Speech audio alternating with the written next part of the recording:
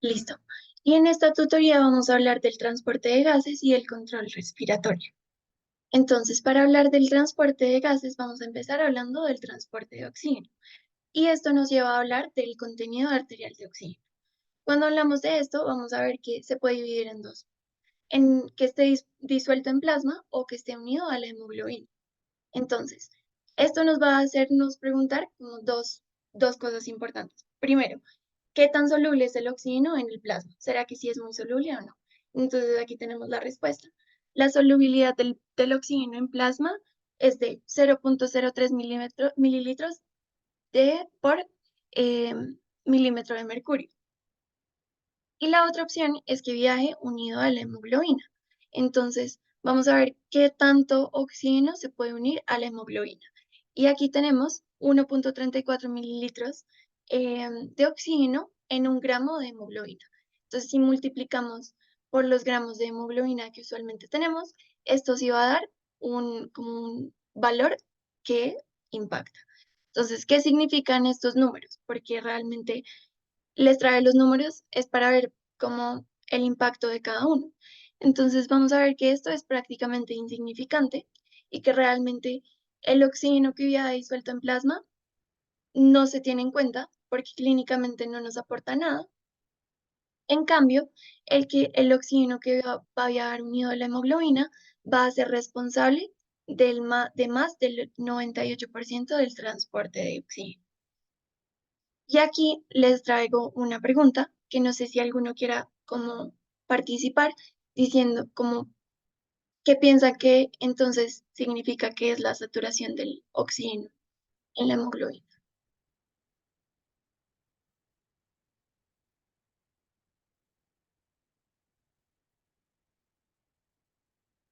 Bueno, entonces cuando hablamos de saturación de oxígeno, vamos a hablar, em, como vamos a ver más adelante, la hemoglobina tiene unos espacios dispuestos para unirse al oxígeno. Vamos a ver qué espacios están ocupados, qué porcentaje de espacios están ocupados para dar como tal el valor de la saturación del oxígeno. Pero esto lo vamos a entender más adelante. Entonces, volviendo a hablar de la hemoglobina, vamos a ver que esta es una proteína, un tetrámero, es decir, que tiene 4 monómeros y que cada monómero va a tener una globina y un grupo hemo. La globina va a tener cadenas alfa, cadenas beta y estos son 7 hélices. Es muy importante la globina tenerla en cuenta porque es la que nos va a ayudar a la interacción entre el oxígeno y el hierro. Y el grupo hemo va a ser un compuesto porfirínico que tiene un átomo de hierro. Entonces aquí vemos nuestro átomo de hierro y aquí vemos el compuesto porfirínico. Vamos a ver cómo se da esta interacción del oxígeno con el grupo hemo.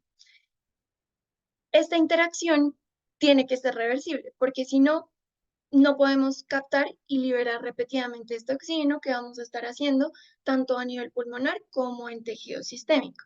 Entonces vamos a ver la importancia de la globina. Primero, sin globina, lo que pasaría es que llega nuestro hierro, que está en 2 más, se une al oxígeno y queda en su estado férrico irreversiblemente. Pero lo que hace la globina es que va a hacer esta unión que sea reversible y laxa. Entonces, como tenemos a nuestro hierro que está envuelto en aminoácidos, en una cadena proteica que es la globina, que se puede unir al oxígeno y esto lo va a hacer por medio de una unión reversible y laxa, que nos va a dar la capacidad de que el oxígeno se una, pero que también se suelte cuando lo necesitamos soltar. Aquí lo que les quiero mostrar en esta imagen es que como amarillo tenemos el grupo hemo y la globina va a ser lo rojo.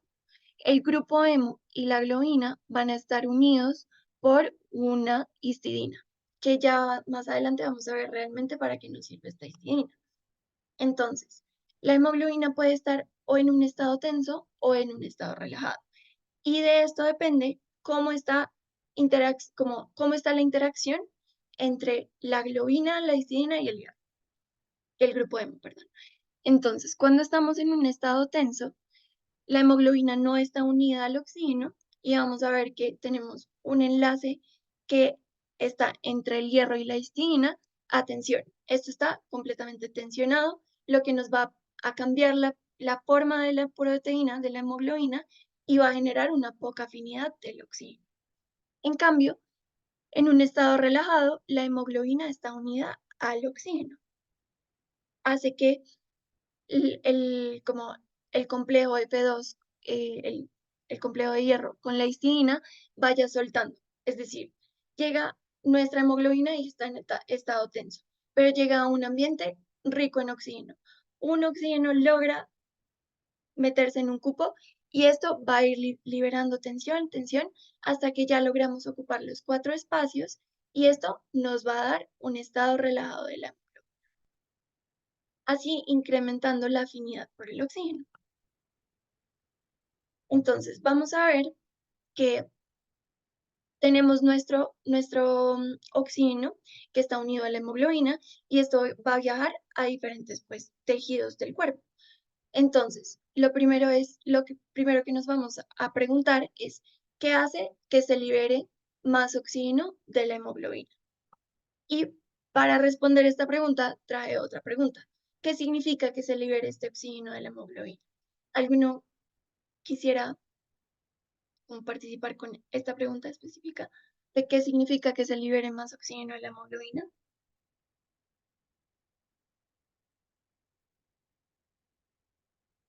Listo, no hay problema. Entonces, si estamos liberando oxígeno de la hemoglobina, sí, estamos perdiendo un poquito de la saturación de la hemoglobina, pero estamos entregando el oxígeno a algunas células que lo necesitan para generar energía.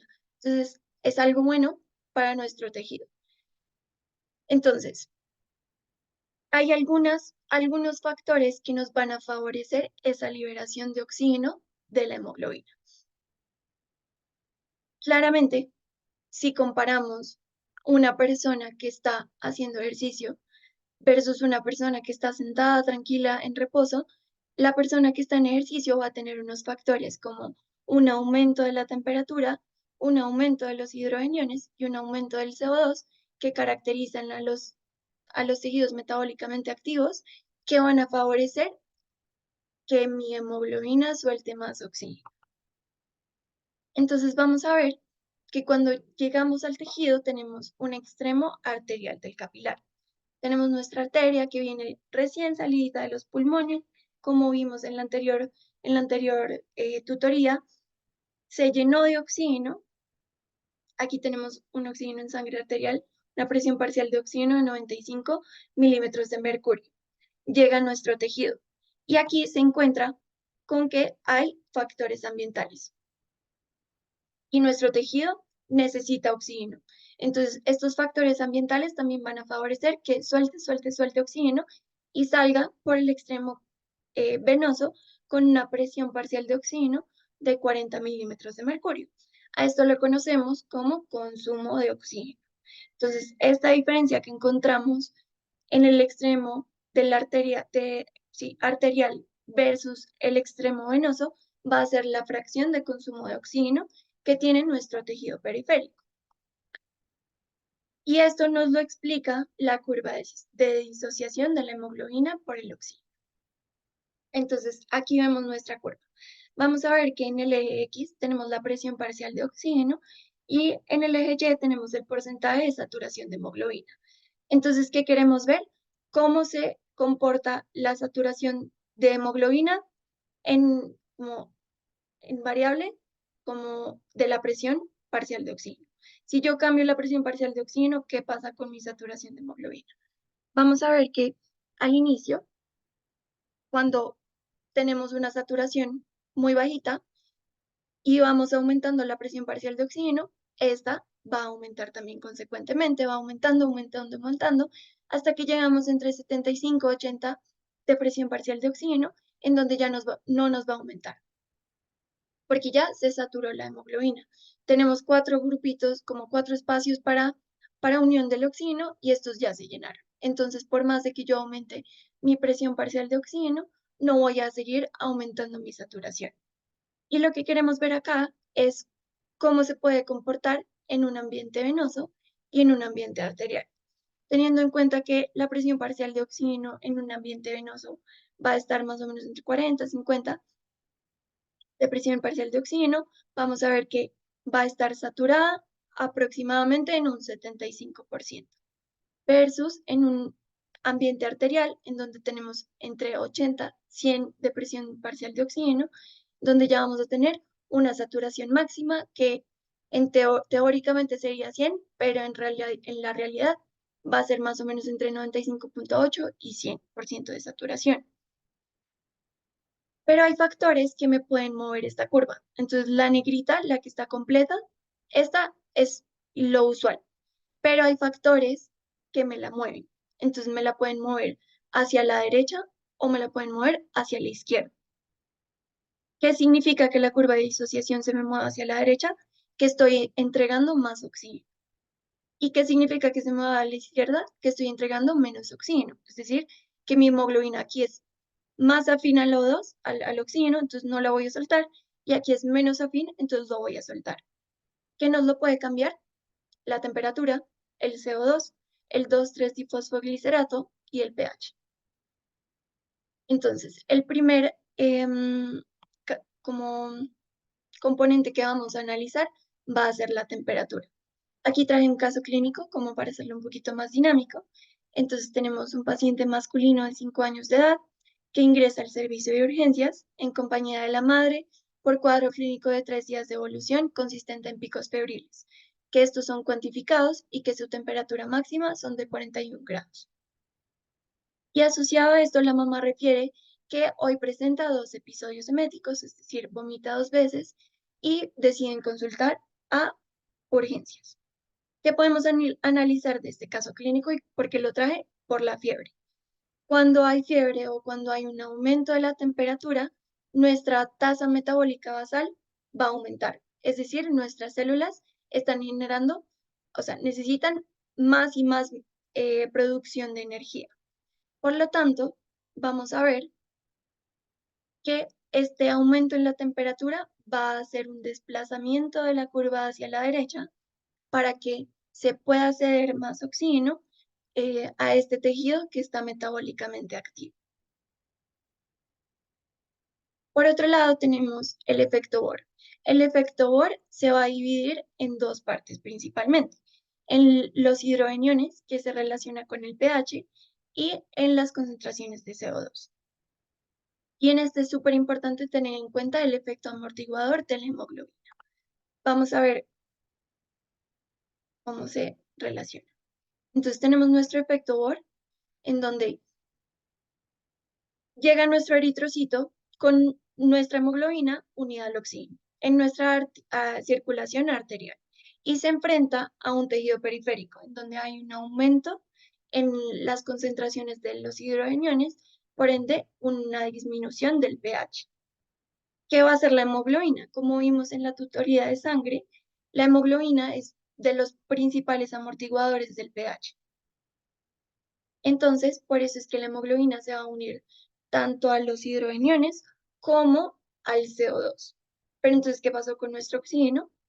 Pues esta unión, tanto al hidrogenión como al CO2, nos cambió la conformación de la hemoglobina y la vuelve una hemoglobina tensa. Es decir, va a haber menos afinidad por el oxígeno. Y aquí es como si lo pensáramos como si mate dos pájaros de un solo tiro.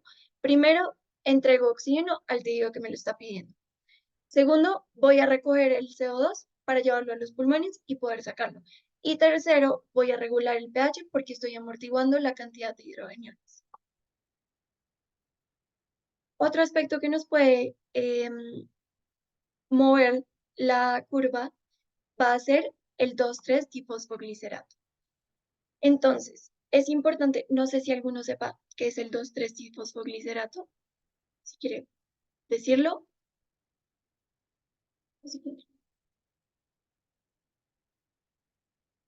Bueno, entonces teniendo en cuenta que los eritrocitos son células sin organelos, vamos a ver que tiene dos opciones.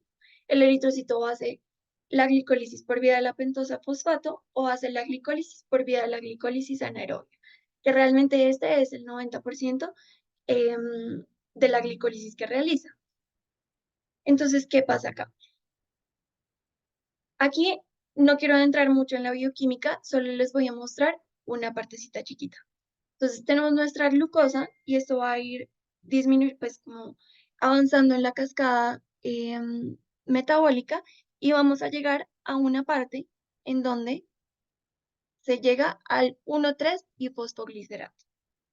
Lo normal, lo más fácil, lo fisiológico, digamos como lo que está, lo que no requiere consumo de energía, va a hacer que este 1,3 bifosfoglicerato pase a 3 bifosfoglicerato directamente, para que continúe toda la cascada metabólica.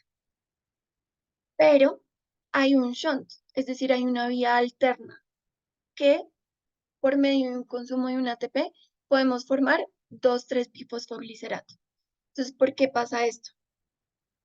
Entonces, aquí les traigo el shunt un poquito más explicado.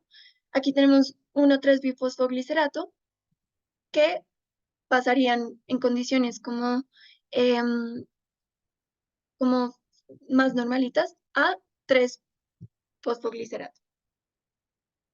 Cuando se encuentra el eritrocito en un pH ácido, va a haber una enzima que se llama la bifosfoglicerato mutasa que se va a activar con un pH ácido. ¿Listo? Es importante esto que les pongo acá porque cuando estaba preparando la tutoría, revisé muchos libros, muchas fuentes, y hay unos libros que dicen que esta enzima se activa con un pH básico. Ante esta confusión, porque estaba como muy contradictorio, hablé con el doctor Mitchell, pude hablar con el doctor Mitchell y llegamos a la conclusión que es con un pH ácido que esto se activa, favoreciendo la vía del shunt en condiciones metabólicamente activas. Entonces, si tenemos un pH ácido, se nos activa nuestra enzima y va a favorecer la formación de 2,3-bifosfoglicerato. Y entonces, ¿esto para qué nos importa? Entonces, llega nuestro eritrocito, se enfrenta con un pH ácido, se activa nuestra enzima bifosfoglicerato mutasa, que aumenta las concentraciones de 2,3-DPG, favoreciendo el estado tenso de la hemoglobina por un cambio conformacional y voy a ceder mi oxígeno. Es decir, le voy a dar el oxígeno al tejido que lo necesita. En cambio, si el eritrocito se enfrenta a un pH básico, va a bajar la actividad de la enzima bifosfoglicerato mutasa, va a disminuir las concentraciones de 2,3-DPG, se va a favorecer el estado relajado de la hemoglobina y va a haber una alta afinidad por el oxígeno. Listo, ya hablamos del transporte del oxígeno. ¿Alguna pregunta con el transporte del oxígeno?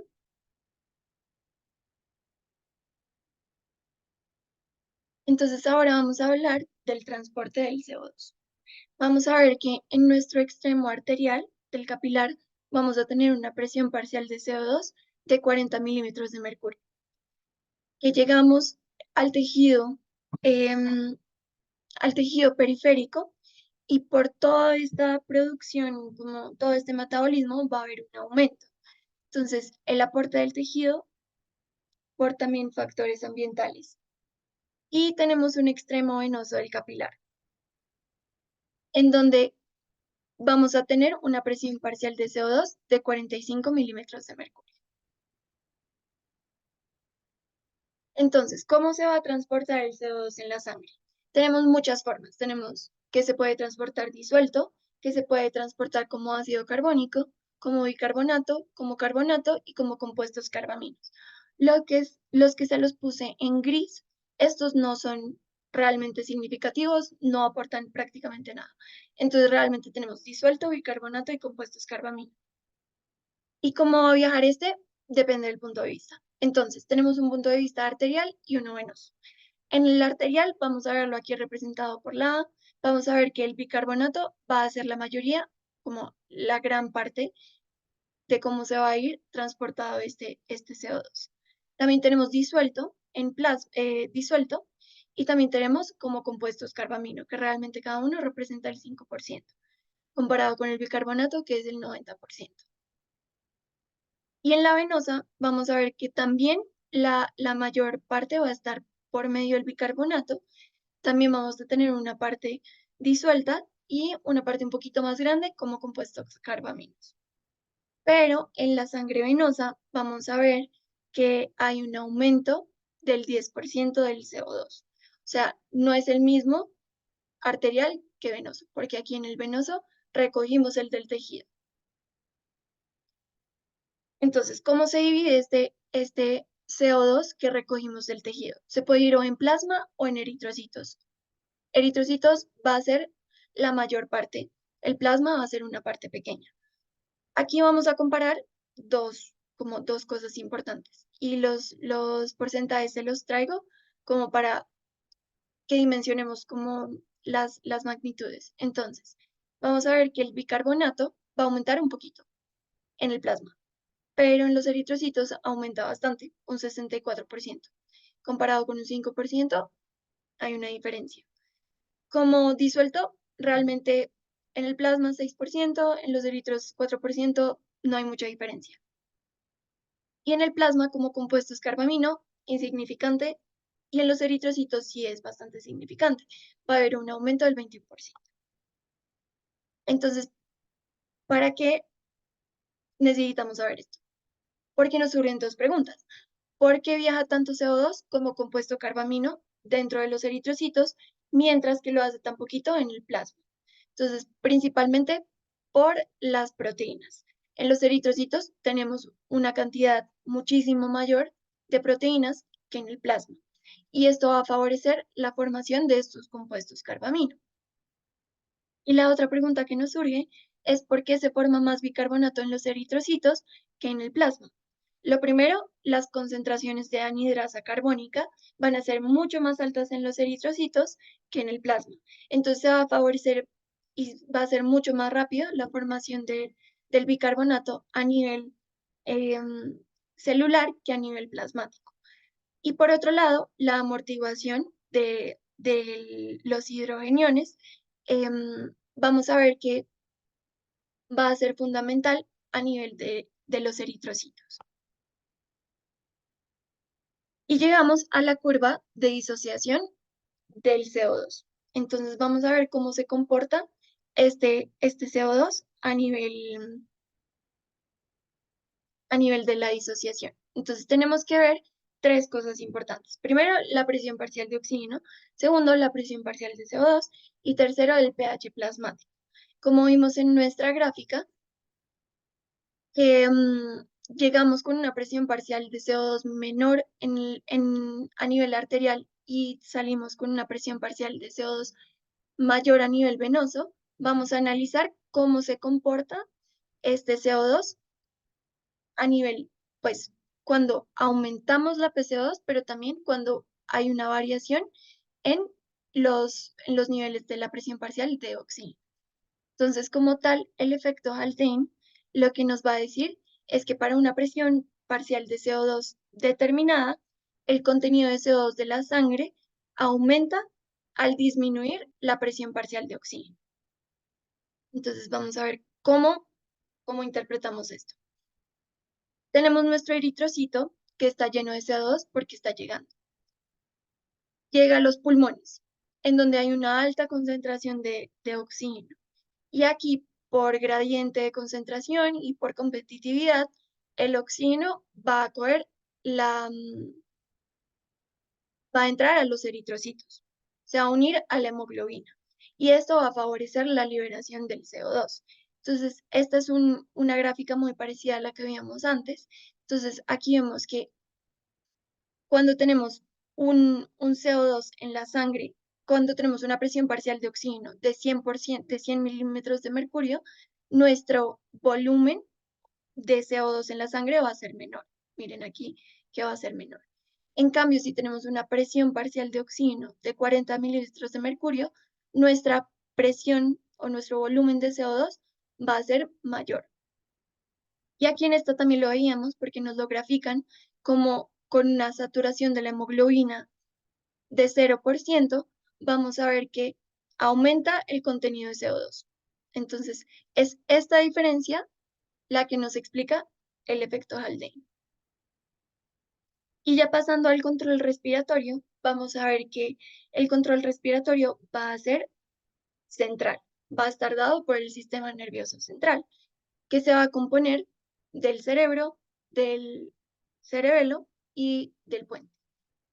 Nosotros vamos a ver que cuando hablamos de control respiratorio, vamos a estar hablando sobre todo del puente en el bulbo raquídeo.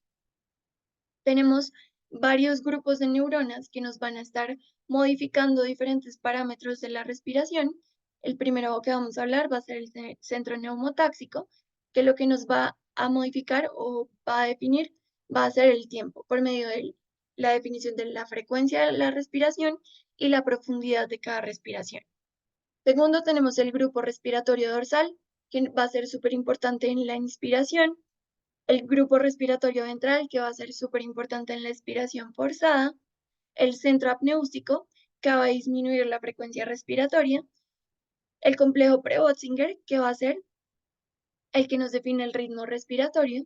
Y el complejo Bötzinger, que va a inhibir las neuronas inspiratorias. Antes de seguir con el control respiratorio, ¿tienen alguna pregunta del transporte de CO2? No. Listo, continuemos. Entonces, ¿cómo ocurre esto? Lo primero es que vamos a tener unas señales.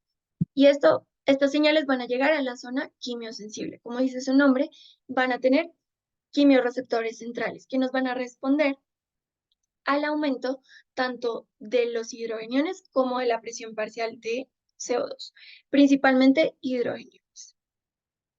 ¿Qué va a mandar señales? Primero al grupo respiratorio dorsal, que nos va a generar una señal en rampa inspiratoria.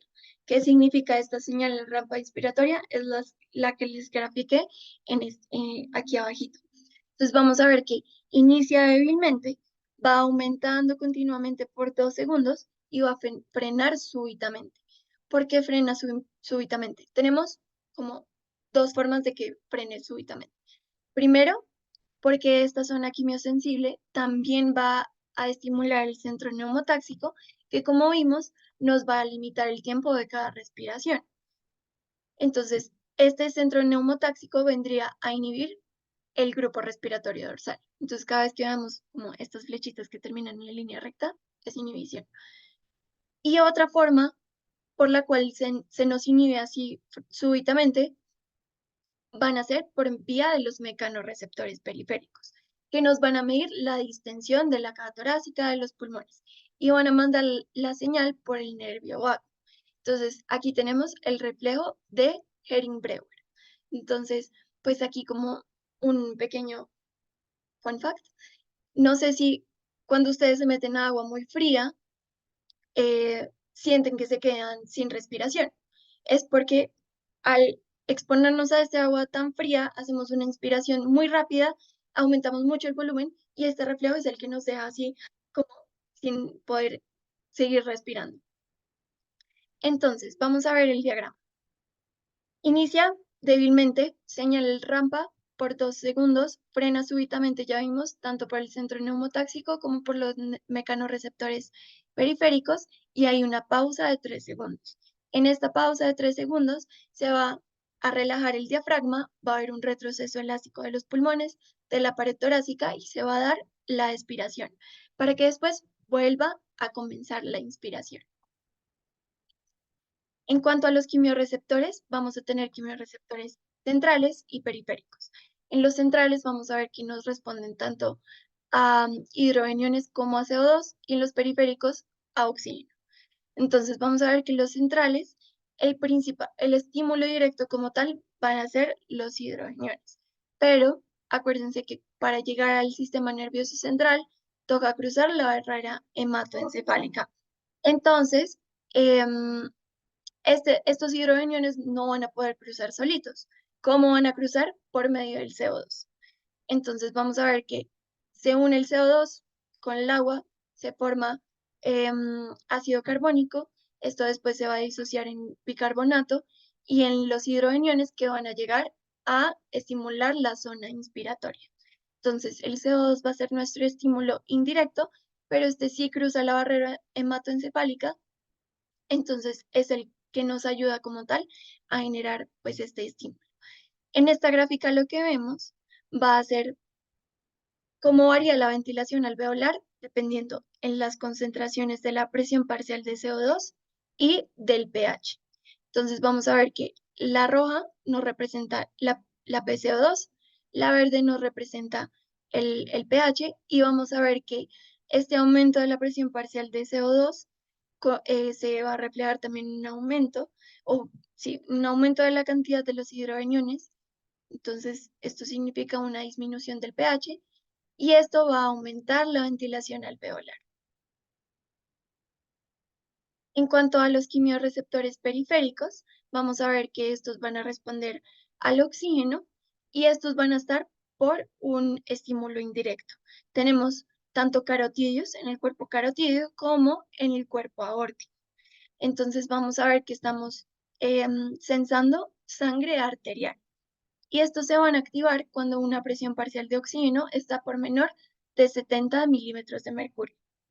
Estos también nos pueden responder a CO2 y a hidrogeniones, y esta va a ser una estimulación más rápida que la central. Van a ser importantes en el aumento de la respuesta al ejercicio, al aumento del CO2. Entonces, ¿qué vemos en esta gráfica en cuanto al oxígeno? Aquí tenemos la presión parcial de oxígeno arterial, que vemos que aquí es mayor y hacia la izquierda va disminuyendo, y aquí tenemos la cantidad de impulsos nerviosos de los cuerpos carotídeos. Entonces, vamos a ver que frente a una disminución en la presión parcial de oxígeno arterial, va a haber un aumento de estos impulsos nerviosos del cuerpo carotídeo para generar pues esta estimulación y poder aumentar la respiración. Esto sería todo por la tutoría de hoy. No sé si tengan alguna pregunta, si quieran repasar algo, devolvernos alguna diapositiva. Gracias, estuvo súper bien. Listo, si no hay ninguna preguntita. Bueno, igual quedo súper pendiente, me pueden escribir. Espero que se vean em, las que les dejé grabadas. Fisiología pulmonar, uno también ya está subida. Esta se la subo y cualquier cosa, en cualquier momento me pueden preguntar.